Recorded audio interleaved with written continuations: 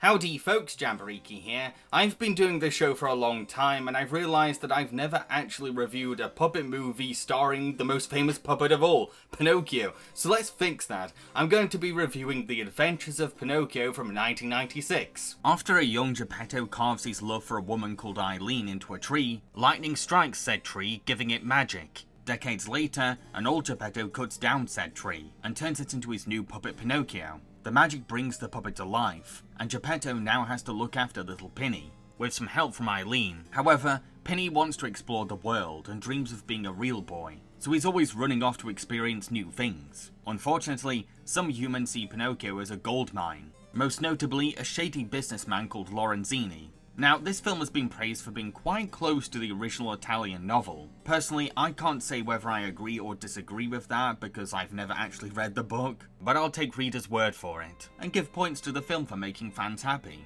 As for the movie itself, well, it's okay, I guess? Some things work, some things don't. Look, I can't really say I had strong feelings either way. The film's biggest setback is its pacing problem. The movie doesn't really have much of a focus or direction. Things just kind of happen. Pinocchio spends the whole film wandering around from place to place. He doesn't spend much time at each location either, often hopping in and out, so there's a lack of solid world building, and the supporting characters are pretty much cartoony caricatures making little cameos. Although, I like that some of these bit parts were played by talented British comedy actors that aren't that famous outside the UK, like Dawn French. There he is, Your Honour! That little mutilator! He ruined my cannolis! He ruined my fruit tart! Silence, woman! He even ruined my grandmother's torta della nonna with the cannoli and the chocolate... Are you done? No, I am not done! I would... Arrest her! Now, I'm done. And Griff Rhys-Jones. Tino, am I going crazy? I have no idea how this happened. They're gonna burn me at the stake. No, they've stopped burning people. They might hang you, though. Those new to the story of Pinocchio might be constantly bewildered too, because important beats appear right out of nowhere. Like, we randomly learn about how Pinocchio's nose grows when he lies while he's at school. There are two kinds of lies. Lies that have short legs, and lies that have a long nose. And yours are clearly the kind that have a long nose.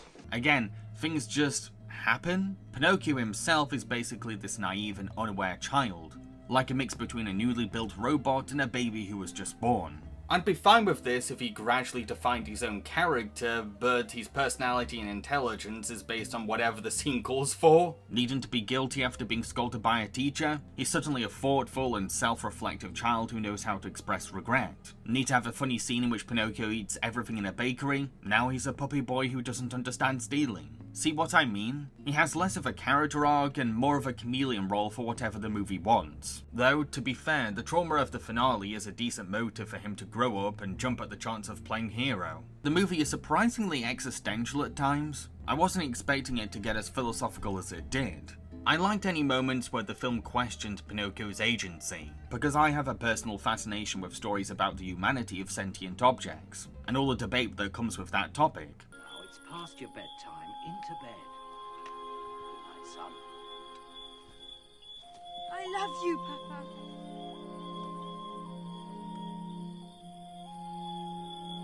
I love you, Papa.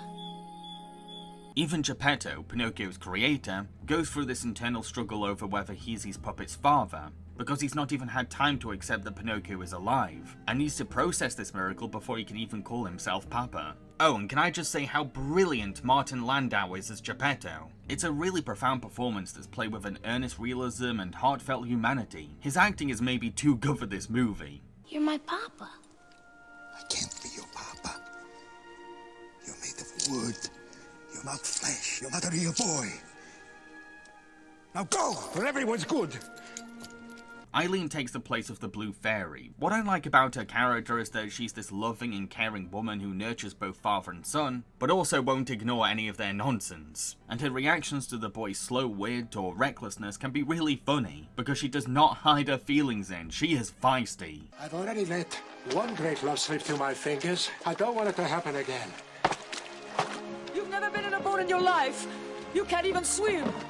I can row. Pepe is supposed to be Pinocchio's conscience, and he does an okay job of pushing the puppet to do better, but he's been written like a Robin Williams cartoon character, so he's always turning his lessons for Pinny into a stand-up routine, and it all fails in execution. David Doyle is a good voice actor, but he's no stand-up comic, so he doesn't have the rhythm needed for snappy joke delivery. Plus, Pepe's computer animation is too stiff and limited to pull off a quick-paced comedy character. And let me guess, you ignored your instincts, didn't you? Maybe. You don't give maybe to the president of the cricket union.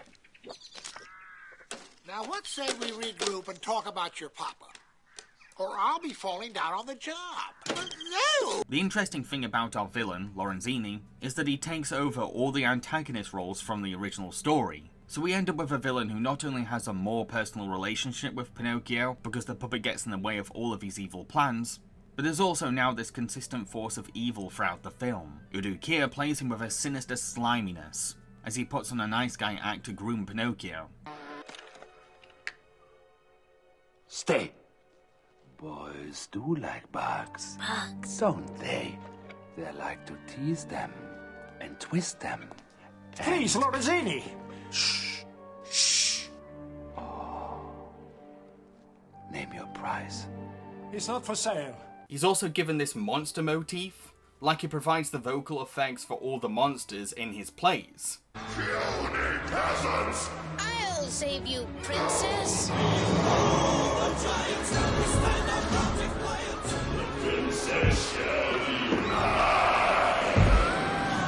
Yeah, it's not exactly subtle, but it works into his character and foreshadows what's going to happen later. Then, in the finale, he's the one spearheading the theme park Pleasure Island, which is really a trap for naughty little boys. One park ride carts the kids into a fountain that turns them into what they really are, jackasses, and the park owners plan to sell these donkeys off at a high price. When Lorenzini falls into the fountain's water, he slowly turns into this hideous beast, and that same creature becomes the sea monster that swallows Geppetto and Pinocchio. Another way of making things very personal. Look, as average and underwhelming as this film is, I think it was pretty imaginative to turn every antagonist into one single character, while giving him the consistent motive of using kids to make money. However, like a lot of side characters in Pinocchio's adventure, Lorenzini tends to pop in and out of the story. Some may argue that makes him feel underused, but you could also say that it gives him some effective mystery, almost like he's a mythological shadow who floats around Italy preying on kids.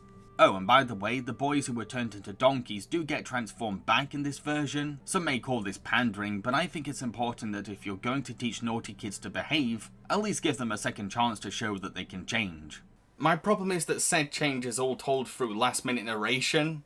And all the donkeys turned back into boys. It took some hard work. They had to do many good deeds to earn the privilege. So I can't really say that the film earns its happy ending. Lorenzini also hires a pair of minions. Feline, played by Bibi Newirth, and Volpe, played by Rob Schneider. As a children's movie comedy duo, they're okay, and know how to con Pinocchio, but Bibi Newirth is having to do most of the work. She really sinks her claws into playing a cat-like baddie. Empty as a witch's dowry. Ooh, and look how smoothly his arms move. Volpe. Feline.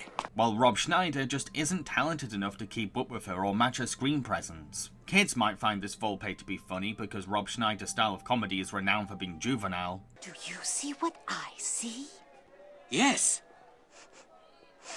What? But I can think of dozens of other comic actors who would have played the role a lot better. I also have no idea why a fox-like character has been written as dumb instead of sly. It's strange to say the least. Out of everything in this movie, the puppetry is the most impressive aspect. The Jim Henson Workshop built Pinocchio's animatronic puppet with a believable wooden texture, yet his face is flexible without giving away what the puppet is really made of. And I have no idea how they did that.